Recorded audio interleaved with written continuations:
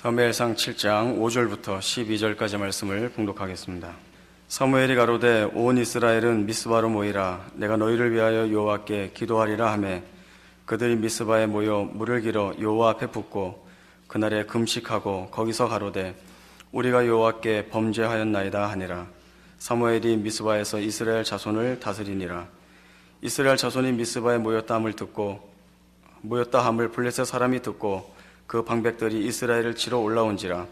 이스라엘 자손이 듣고 블레셋 사람을 두려워하여 사무엘에게 이르되 당신은 우리를 위하여 우리 하나님 여호와께 쉬지 말고 부르짖어 우리를 블레셋 사람의 손에서 구원하시게 하소서. 사무엘이 젖먹는 어린 양을 취하여 온전한 번제를 여호와께 드리고 이스라엘을 위하여 여호와께 부르짖음에 여호와께서 응답하셨더라.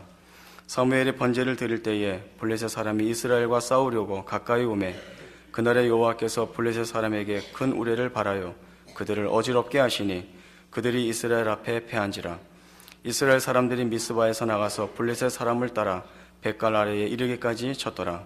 사무엘이 돌을 취하여 미스바와 센 사이에 세워 가로되 여호와께서 여기까지 우리를 도우셨다 하고 그 이름을 에베네셀이라 하니라.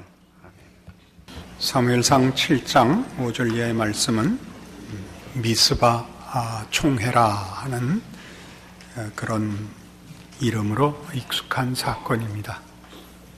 이스라엘 백성들이 사무엘의 부름을 받아 미스바에 모여 회개하고 하나님만을 섬기고 순종할 것을 약속하는 신앙적인 결단의 자리입니다.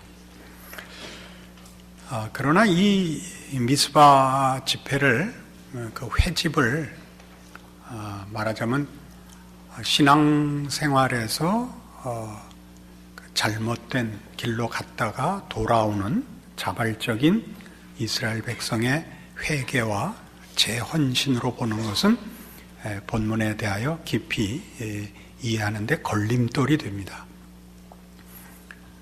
전체적인 그 사무엘상의 역사적 위치를 보면 이스라엘은 출애굽해서 가나안을 정복했고 사사시대를 거칩니다.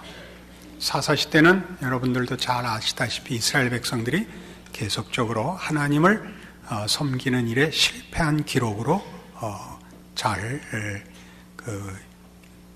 정확하게 묘사가 되어 있습니다. 그 끝자락에 속하는 때죠. 그리고 왕정이 시작될 겁니다. 이스라엘은 하나님과의 믿음으로 맺어진 언약 백성입니다. 하나님만을 섬기고 하나님의 백성으로 살아야 할 것을 하나님 앞에 요구받고 또 그렇게 합의한 백성입니다. 그러나 이제 이 가나안 땅에 들어와 보니까 저들은 현실적으로 하나님의 백성으로 사는 신앙적인 문제보다 먹고 살아야 하는 현실에 직면하게 되어 하나님의 백성으로 살아야 하는 신앙의 승리보다 현실적인 필요에 더 많은 관심을 표명하여 사사기 내내 그랬듯이 신앙적으로는 실패한 역사를 그려내고 있는 중입니다. 지금도 절실한 문제가 뭐냐면 블레셋을 대표로 하는 주변 국가들의 군사적 위협입니다. 가나안 땅이 비옥한 땅인 것은 사실이지만 여기에서 자기네가 가꾸고 결실한 그 수확물을 아차하면 이웃 민족에게 빼앗기고 수탈당할 뿐만 아니라 나라 전체가 정치적으로 제압을 받는 일들을 지금 반복하고 있는 중입니다. 그들이 가진 일종의 명분으로서의 신앙과 현실로서의 신앙 사이에 갈등과 괴리를 겪고 있는 중입니다. 하나님을 믿고 하나님만 섬긴다는 것이 현실적으로도 답이 되는가 하는 문제가 오늘 미스바 사건입니다. 앞에 7장 1절을 보시면 그 괴를 뺏겼다가 괴가 벳세메스로 돌아오고 그래서 기럇 여아림으로 돌아온 짤막한 기록이 있습니다. 7장 1절 보죠. 기럇 여아림 사람들이 와서 여호와의 궤를 옮겨 산에 사는 아비나답의 집에 들여놓고 그 아들 엘리야사를 거룩히 구별하여 여호와의 궤를 지키게 하였더니 궤가 기럇 여아림에 들어간 날부터 20년 동안을 오래 있은지라 이스라엘 온 족속이 여호와를 사모하니라. 그러니까 이 블레셋의 포로로 잡혀갔던 하나님의 궤가 이제 벳세메스로 돌아오고 벳세메스에서 기럇 여아림으로 다시 옮겨졌는데 거기서 20년간을 있었답니다. 근데 아마 그 기간 동안에도 블레셋을 비롯한 주변국들과의 군사적 충돌은 계속 있었던 것으로 보입니다.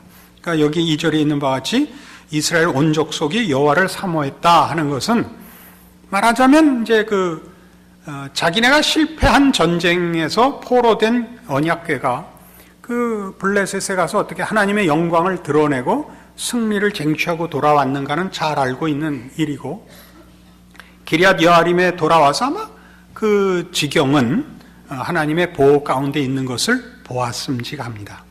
그러니까 하나님으로 우리의 보호자를 삼자는 마음들이 생겼다고 추측할 수가 있습니다. 그러자 사무엘이 이스라엘 온 족속에게 일러서 너희가 전심으로 여호와께 돌아오려거든, 이게 3절입니다. 이방신들과 아스타롯을 너희 중에서 제하고 너희 마음을 여호와께로 향하여 그만 섬기라. 너희를 블레셋 사람의 손에서 건져내시리라. 그 현실적인 답으로서 여호와를 섬길 것을 요구하고, 이스라엘 백성도 지금 하나님을 섬기는 게 유일한 해결책이겠다 이렇게 생각을 하고 있는 것과 맞아떨어지는 것을 얘기하고 있습니다. 그러니까 지금 이스라엘은 우리가 아는 것 같은, 나중에 이스라엘의 모습 같은 신앙의 여러 경험을 쌓고 우여곡절 끝에 괜찮은 신앙의 자리에 가 있는 정도가 아닙니다. 지금 아직도 초기고 하나님에 대한 신앙적인 이해와 결단이 매우 부족한 초기 단계에 있다는 것을 미루어 짐작할 수가 있습니다. 그래서 사무엘이 이스라엘을 미스바로 불러서 하나님만 섬길 것을 촉구했을 때 저들이 동의했지만 이 동의 속에는 신앙적으로 아주 고급한 그런 동의가 아니고, 저들이 가나안 땅에서 살면서 가나안 족속들이 섬기는 신들을 자기네도 섬겼다고요. 여기도 거명되는 것 같이 바알과 아스타롯이 등장하고 있는데, 이런 신들을 섬겨봤자 지거든요. 그 이방 민족에게 지고 있으니까 이제는 할 수 없이 하나님밖에 남은 이가 없다쯤 되는 정도입니다.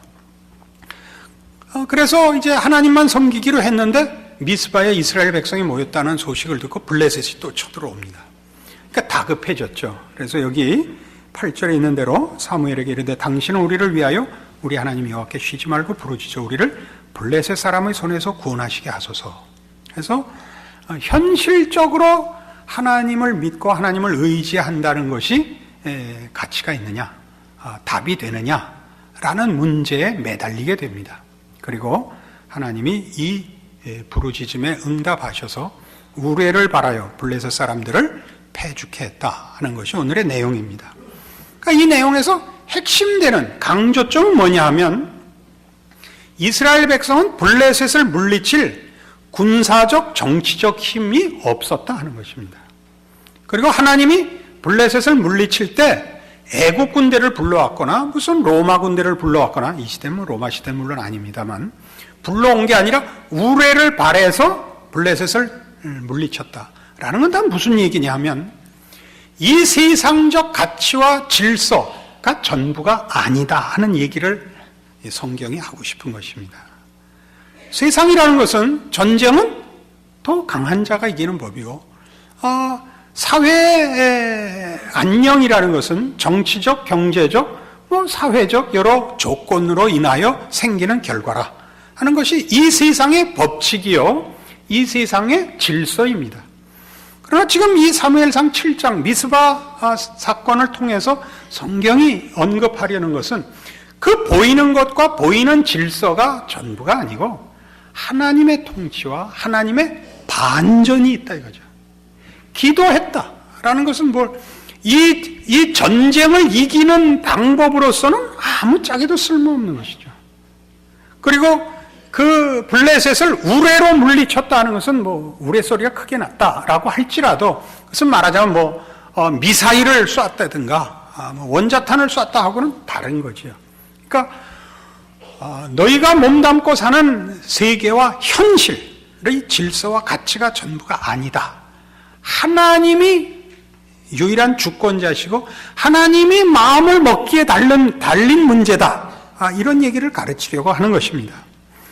이 문제가 왜 그렇게 중요하냐 하면 우리는 사실 지금 이 미스바에 모인 이스라엘과 방불한 신앙의 수준과 신앙의 현실 속에 있습니다. 이스라엘이 그랬던 것처럼 우리도 하나님에게 온전히 우리의 신앙을 바치기에는 현실적으로 어려움이 많고, 그렇다고 세상 사람들 같이 살자니 그건 또 그렇게 할 수도 없고 하는, 사실 그 성경에 나오는 것 같이 너희가 언제까지 두 사이에서 머뭇거리려느냐라는 하나님의 질타같이 그런 아슬아슬한 신앙생활하는 것이 현실이기 때문에 우리가 갖고 있는 신앙 고백이 가지는 명분을 현실적으로도 수긍하는 그 일이 절대적으로 필요한 줄 압니다. 거기에 이 사건같이 적합한 것은 없습니다. 마가복음 9장으로 가보십시다. 신약성경 마가복음 9장입니다. 신약성경 마가복음 9장 14절. 때는 예수님께서 변화산에 올라갔다 내려와 보니 제자들이 귀신 들린 어린아이 하나를 고치지 못하여 이제 이렇게 조금 소란이 일어나고 있는 장면입니다. 14절입니다. 저희가 이에 제자들에게 와서 보니 큰 무리가 둘렀고 서기관들이 더불어 변론하더니 온 무리가 곧 예수를 보고 심히 놀라며 달려와 문안하거늘 예수께서 물으시되 너희가 무엇을 저희와 변론하느냐? 무리 중에 하나가 대답하되 선생님, 벙어리 귀신 들린 내 아들을 선생님께 데려왔나이다. 귀신이 어디서든지 저를 잡으면 거꾸로져 거품을 흘리며 이를 갈며 그리고 파리하여 가는지라. 내가 선생의 제자들에게 내어 쫓아달라 하였으나 저희가 능히 하지 못하더이다. 대답하여 가라사대 믿음이 없는 세대여, 내가 얼마나 너희와 함께 있으며 얼마나 너희를 참으리요 그를 내게로 데려오라 하시매 이에 데리고 오니 귀신이 예수를 보고 곧 그 아이로 심히 경련을 일으키게 하는지라. 저가 땅에 엎드려져 굴며 거품을 흘리더라. 예수께서 그 아비에게 물으시되 언제부터 이렇게 되었느냐 하시니 가로되 어릴 때부터니이다. 귀신이 저를 죽이려고 불과 물에 자주 던졌나이다. 그러나 무엇을 하실 수 있거든 우리를 불쌍히 여기사 도와주시옵소서. 예수께서 이르시되 할 수 있거든이 무슨 말이냐? 믿는 자에게는 능치 못할 일이 없느니라. 이 사건에서 핵심되는 그 내용은요 22절과 23절에 등장합니다. 그 아비의 요구는 이겁니다. 무엇을 하실 수 있거든 우리를 불쌍히 여기사 도와주옵소서입니다. 그러니까 하나님의 절대 주권은 아직 모르는 거죠. 예수께서 기적을 일으키신다는 사실만 알고 있지 온천하와 역사의 유일한 통치자라는 건 모르죠. 그러니까 무엇을 하실 수 있거든이 되자 예수님께서 말씀하시기를 할 수 있거든이 무슨 말이냐? 믿는 자에게는 능치 못할 일이 없느니라로 답을 하셨습니다. 여기서 믿는 자라는 것이 문제가 되죠. 이 믿음은 방법론을 얘기하는 것은 아닙니다. 믿으면 된다. 그 말이 틀린 말은 아니지만 믿는다는 말이 조건이 되면 무조건 기계적으로 결과가 나온다는, 그렇게 사용되어서는 안 되는 말입니다. 믿는다는 건 무슨 말이냐? 하나님의 통치를 아는 것입니다. 하나님의 통치를 믿는 것입니다. 하나님의 통치란 이 세상과 다릅니다. 다르다고 해서 이 세상의 영역이 제외된 다른 영역에서 통치하신다는 뜻이 아니라 이 세상을 포함하여 보이지 않는 세계까지 하나님이 유일한 통치자십니다. 그러니까 하나님은 이 세상에 이런 질서를 허락하셨습니다. 우리 잘 아는 합리적이고 과학적인 자연 법칙을 허락하셨지만 거기에 언제든지 개입하실 수 있는 하나님께서 유일한 통치자이십니다. 근데 그것은 믿음의 영역이며 믿음으로만 아는 영역입니다. 그러니까 믿는 자라는 것은 하나님이 누구시며 하나님이 모든 것의 유일한 통치자라는 것을 아는 자에게는 능치 못할 일이 없습니다. 그러면 현실적으로 우린 그 믿음을 가졌는데 왜 우리의 기도는 응답이 되지 않는가? 이렇게 물을 수 있습니다. 뒤에 이렇게 나옵니다. 28절. 이제 그 귀신을 쫓아내고 나서 제자들은 못했었잖아요. 집에 들어가시면 제자들이 조용히 묻자오되 우리는 어찌하여 능히 그 귀신을 쫓아내지 못하였나이까. 이르시되 기도 외에 다른 것으로는 이런 유가 나갈 수 없느니라 등장합니다. 여기서 기도는 오늘 본문에 본 사무엘상 7장의 미스바에 모인 이스라엘의 기도와 같습니다. 기도에서만 받습니다. 기도라는 것은 우리가 그 문제를 스스로 해결할 수 없어서 누군가 제3자에게 요청하는 것입니다. 그러니까 하나님만이 하실 수 있답니다. 그럼 이제 둘을 다, 믿음과 기도를 다 합쳐도 우리 모두에게 이 둘을 우리가 사용하며 그 의미를 알고 있으나 현실적으로 그 기도의 응답을 받은 이들은 많지 않습니다. 그래서 대부분의 성도들은 신앙이 썩 훌륭하지 않죠. 보편적으로 약간 체념한 식의 신앙의 현실이 보편적일 것입니다. 여기는 이런 오해가 있기 때문입니다. 우리가 하나님 앞에 기도할 때 우리가 원하는 결과만을 하나님께 요구하고 우리가 그 결과를 요구한 것이 보이는 세상에 국한된 결과를 요구하고 있으면 그 기도는 절대 응답받지 못합니다. 우리 아이를 좋은 학교 보내주십시오. 그래야 제가 성공해서 잘 먹고 잘 삽니다. 로 기도해서는 그건 우린 그 하나님의 응답을 보장할 수 없습니다. 그러나 우리 아이를 좋은 학교 보내주십시오가 믿음의 눈으로 하나님 이 아이의 인생에 은총을 베풀어 주시옵소서 하면 하나님이 그 기도에 응답하십니다. 다 그렇게 기도하셨죠. 그러면 그게 좋은 학교라는 게 어느 학교 들어가는 것이 좋은 학교인지 그건 우린 모릅니다. 아시겠습니까? 어느 학교를 가든지 그게 좋은 학교인 겁니다. 저는 2차 대학을 나온 사람입니다. 2차 대학이라는 건 1차 대학엔 일부러 놓은 게 아니고 하여튼 열심히 해서도 못 들어간 사람입니다. 그래서 좋은 학교 들어갔습니다. 사근동에 있는 하버드를 나왔습니다. 제 평생에 한 번의 실패가 있었다는 것은 적지 않은 짐이었고 열등감일 수 있었습니다. 그러나 그게 손해보게 되지 않았습니다. 저는 좋은 학교를 나왔습니다. 이해하시겠습니까? 여러분들의 지금 신앙의 이런 그 주눅듦, 체념, 이건 어디서 오냐면 여러분이 이 세상의 영역에 국한된 욕심으로서 신앙을 동원하고 있기 때문입니다. 그래서 여러분은 하나님의 하나님 되신 체험이 너무 없는 겁니다. 믿음의 눈으로 바라보시면 여러분의 오늘 이 자리에 있기까지 하나님이 여러분의 하나님 되심을 중단하신 적도 없고 하나님이 여러분의 기도에 응답하시지 않은 게 없습니다. 그게 이 꼴이란 말이냐? 그래, 우리 한번 따져봅시다. 이 꼴이라고요? 그렇게 얘기하시면 안 됩니다. 여러분의 연세에 오늘같이 좋은 날, 요 근래에 날씨 좋은 적 별로 없었는데 이날 땡땡이 치지 않고 교회 온다는 건 대단한 실력입니다. 근데 여러분이 이거를 감동과 감격과 혈서 쓰고 오시지 않았죠. 그냥 몽유병자같이 끌려오시지 않았습니까? 그냥. 그럼 우리는 다 그거는 별로 가치를 두지 않습니다. 우리는 이런 것을 감격하고 오고 눈물을 흘리고 와야 이것이 실감이 나고 실력이 있고 내용이 충실한 거라 생각하고 생각 없이 온 것은 아무것도 아닌 거라고 생각합니다. 그러면 아주 쉬운 예를 듭시다. 우리가 영어를 못하는 가장 큰 이유가 뭡니까? 들은 말을 해석한 다음에 영작을 해서 말을 해야 되죠. 그 말 물어본 사람이 가구 없죠. 그래서 늘 영어 회화를 못하는 겁니다. 영어를 잘한다는 것은 듣고 바로 나가야 잘하는 겁니다. 거기에 무슨 고민을 할 필요가 없습니다. 영작을 할 필요가 없죠. 안 그렇습니까?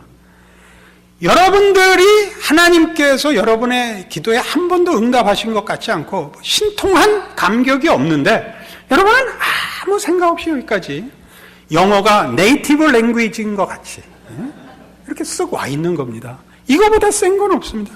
여기 와서 막 눈물 흘리고 우는 사람보다 여러분이 훨씬 센 겁니다. 여기에서 말하자면 우리는 아직 믿음의 눈이 없는 겁니다. 요한복음 16장에 가시면 같은 내용을 주님께서 다른 식으로 설명한 것이 있습니다. 요한복음 16장 16절입니다.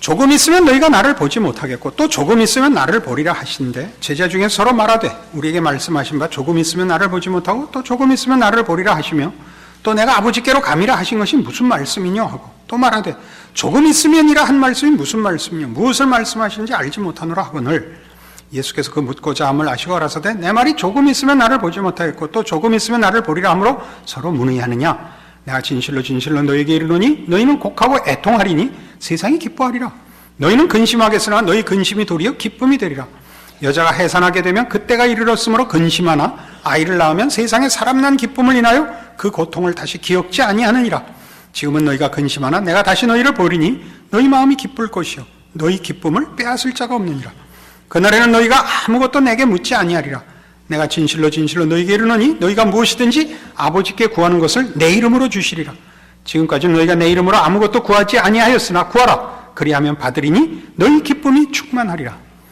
예수님께서 이제 제자들에게 내가 곧 죽는다 그리고 다시 부활하겠다 제자들에게 무슨 말인지 이해를 못하는 겁니다 왜요? 죽으면 끝이지 죽었다가 다시 살아서 오시겠다니까 무슨 말인지 납득을 할 수가 없는 겁니다 예수님이 당신의 죽으심과 부활로 인하여 우리에게 허락될 새 세상 하나님의 통치의 부름을 받는 그의 자녀로서 사는 새로운 세상을 뭐라고 약속하느냐 하면 기쁨이 충만한 세상이 될 것이라 이 세상이 기쁨이 충만한 게 아니라 하나님의 통치로 인한 신자들의 기쁨의 세상이 될 것이라 그리고 내 이름으로 무엇을 구하든지 받을 것이라 라고 선언하십니다 그것이 말하자면 기독교 복음이요 우리 기독교인들이 가지는 신앙의 자랑입니다 예수로 인하여 허락된 하나님의 통치의 진실하심과 그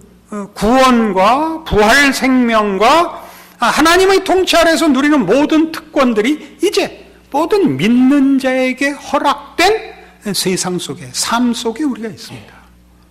그러니까 우리는 우리의 모든 것을 구하고 우리의 삶을 예수 안에서 하나님의 보호하심 속에서 기쁨으로 살 수 있습니다.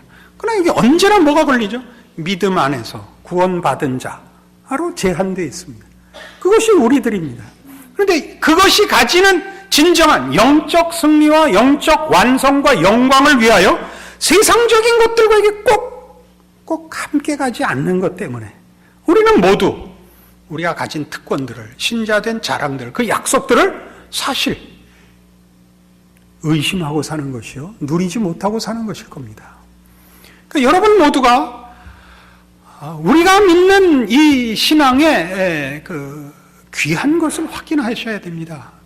우리 각 개인의 믿음을 따라서 일어나는 것이지만 역사상 예수 그리스도 안에서 시작되고 선포되고 이루어진 하나님의 새로운 구원의 통치요, 부활 생명의 통치요, 예수 안에서 모든 것이 주어진 복주심의 이 통치는 시작이 되어 이 세상에 하나님의 그런 예수 안에서의 찾아오심과 복주심으로 이미 실천되고 있습니다. 각자의 믿음을 따라 누리기도 하고 못 누리기도 하는 것이죠. 우리가 못 누리는 가장 큰 이유는 뭐라고요? 믿음으로만 들어가는 영역을 믿음 아닌 세상의 가치관을 가지고 믿음 안에 통치하시는 하나님을 불러내고 싶은 데서부터 늘 실패합니다.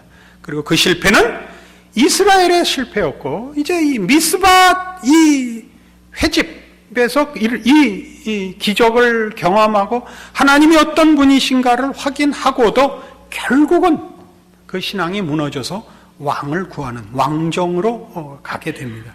우리 나중에 그 실패의 과정과 왕을 요구하는 것이 무엇을 의미하는가를 더 확인해 보겠습니다만은 우리의 생애 속에서 이 미스바 사건은 사실 중요한 것이 됩니다. 하나님을 섬기는 것은 우리에게 세상의 그 무엇과도 비교할 수 없는 안전책이며 현실적인 보상이며 영원히 신뢰할 만한 힘이 됩니다. 그게 여러분들입니다. 여러분들의 신자된 인생을 믿음 안에서 조명하시는 오늘의 이 말씀이기를 바랍니다. 기도하십시다. 하나님 아버지 은혜를 감사합니다. 하나님의 자녀로 살며 하나님을 의지하여 살며 믿음으로 살며 기도하여 응답받는 삶이 우리 자신인 것을 확인하였습니다. 세상의 것으로 세상 앞에 서려 하지 말고 하나님의 사람으로 세상을 살게 하사 기적의 길, 은총의 길, 거룩의 길, 감사의 길을 걷는 우리들 되게 하사 우리를 지켜보는 세상으로 하나님을 알게 하는 역사가 일어나는 인생 되게 하여 주시옵소서. 예수님 이름으로 기도합니다. 아멘.